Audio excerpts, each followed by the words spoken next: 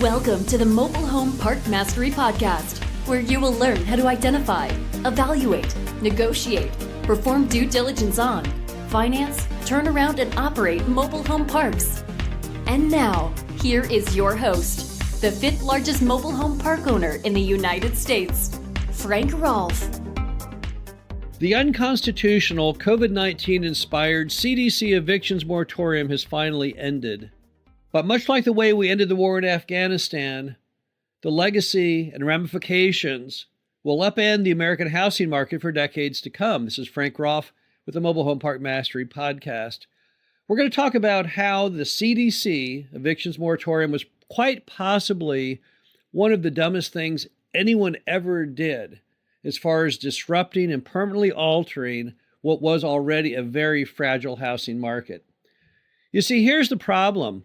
50% of every rental housing unit in the United States is owned by a mom and pop, the small individual. Many people, for some reason, going into the evictions moratorium, thought it was different. They thought it was all big companies.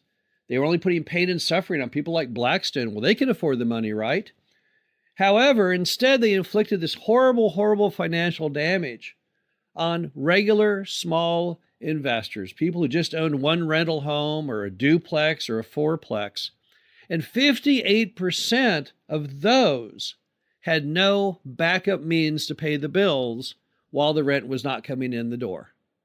So more than half of the rental housing market was cast aside because people were either too dumb to know that they represented that much of the housing market, or people never thought through what happens next. So what does happen next?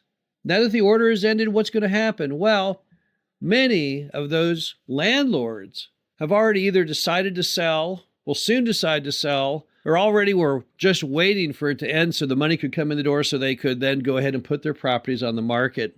And here's what's going to happen. When they go to sell those rental housing units, one of two things are going to happen. Number one, big companies, perhaps Blackstone, are going to buy those rental units. And can you guess what will happen as far as those rent levels? Yes, that's right. They're going to increase them up to market because those mom and pops were the ones who had rents that were too low to begin with, but they were too good-natured to bring them up to market. The large companies will not be so lenient. The other option is that those folks with those rental units, particularly the rental houses, they are going to sell those to home shoppers because, as we all know right now, there's an excess of people trying to buy homes in America. So there's more than enough customers who will be more than happy to buy that rental house and make it into their permanent dwelling. Plus, they're willing to pay bigger prices, right? There's no tie-in really in the housing market in most markets as far as what things rent for and what people will pay. They pay a huge premium for ownership. So probably the highest bidder on most of the housing stock, if it's not a big company, will be just Americans trying to find that final roof over their heads, that final dwelling to call their own. And so what happens now when you look at the math? Well, if I take 50%, which were the folks who couldn't afford to cover their bills and surely are soured on the idea of being a rental landlord now. If I take 50% of that 50% of the U.S. rental market and I take it out, what do you suppose happens? You just lost 25% of the entire American rental market. It is gone, never to come back. Now, we already had an affordable housing shortage in the United States before we ever even had this whole COVID-19 thing. Before the CDC evictions order had ever reared its ugly head, we all knew we had a problem in America, and it was called inability to pay the mortgages and the rentals to have suitable housing. It's been a giant crisis that's been discussed now for the longest time. And if you look up the word moronic on Wikipedia, it's defined as something very stupid or foolish. Is there any way you can look at what transpired with the CDC evictions moratorium and the after effect that could be described any other way? What in the world were people thinking? And what did we even really accomplish? What was ever even done with the CDC order of any value? Well, let's see. We basically helped people who could pay the rent the whole time to not pay their rent. I've never understood the CDC order. I didn't when it first came out, and I sure don't still understand it today. So let's get this straight now. If you had a job and you lost it because of COVID, as I recall, you then got unemployment insurance with this extra $300 a week bump. For most of Americans, it was noted that was more than they were earning when they had their job. And then, if you didn't lose your job because of COVID, you still really had the ability not to pay your rent. All you had to do was sign something that you got from your landlord, this thing called the CDC declaration. Who cares about the perjury part? Most people didn't. Many landlords had people turning those orders in on their way to work. So most everyone could have paid their rent the entire time. Look how many unfilled jobs we have today in America. Tell me that there are people out there who can't get a job enough to pay the rent. No, they may not want to get the job. We're finding right now businesses across the nation that are closing. They can't get employees. Why? People are, at this point, kind of considering COVID as just the ultimate adult snow day, and they just don't want to go back to school. It was just altogether too much fun.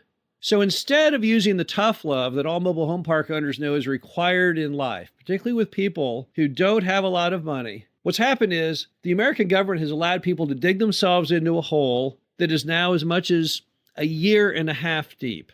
People who could have paid the rent the whole time now suddenly realize, I better pay the rent or I will be evicted. And now, instead of being in the hundreds of dollars, it's in the thousands of dollars. So now they will all be displaced. So the other part of the CDC moratorium, which I think we would all have to additionally label as moronic, was the fact that all the government did was become an enabler. It didn't benefit in the end anyone. People who could have paid the rent weren't forced to pay the rent, to just let it fester. Those who needed to pay the rent and could have gotten a job didn't do it. Because again, the government said, no, rent, you don't have to pay that thing. Go out and buy something else you enjoy more. Don't worry, we have your back. When they knew full well they did not.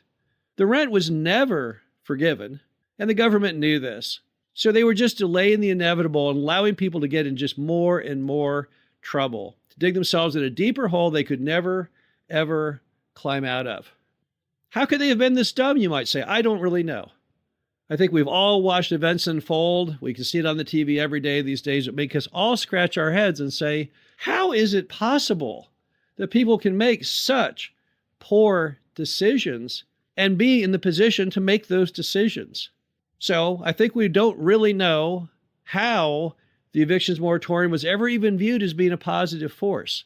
In the end, it accomplished absolutely nothing. Millions of people will now be displaced. They estimate as many as 11 million households didn't pay the rent and now can't, of course, afford to pay it all back, not in 18 months in one whack. So we didn't solve the housing problem. All we did was kick the can down the road. Anyone with any level of intelligence would have seen that what they should have done from the beginning, when they wanted to do an evictions moratorium, was to have the landlords send the bills for the rent to the state agencies to get paid directly. But no, they set it up so that the person renting the unit, the person who's the least equipped to fill out any kinds of forms in a bureaucracy, would make application. And that's why none of this stuff has been processed. They estimate only 5% of rental assistance has been tapped into. That's because you have people who are not in any way skilled at working on filling out such forms in charge of doing it. Why could it not have been a direct contract between the landlord and those funding programs? If that had been the case, the rent would be paid on all of those people, and no one would be displaced, and no small mom and pop landlords would have lost their property to foreclosure or be massively behind on their bills. We've all seen the stories about homeless landlords, people who lost everything by being a wealthy landlord, end up living out of their car. None of that had to occur. It was a very, very flawed strategy. People thought they were helping somehow, but they weren't using good thinking. And I think we have all learned that when you don't apply good strategic thought to your actions, the ramifications are horrendous. This is Frank Rolfe, the Mobile Home Park Mastery Podcast. Hope you enjoyed this. Talk to you again soon.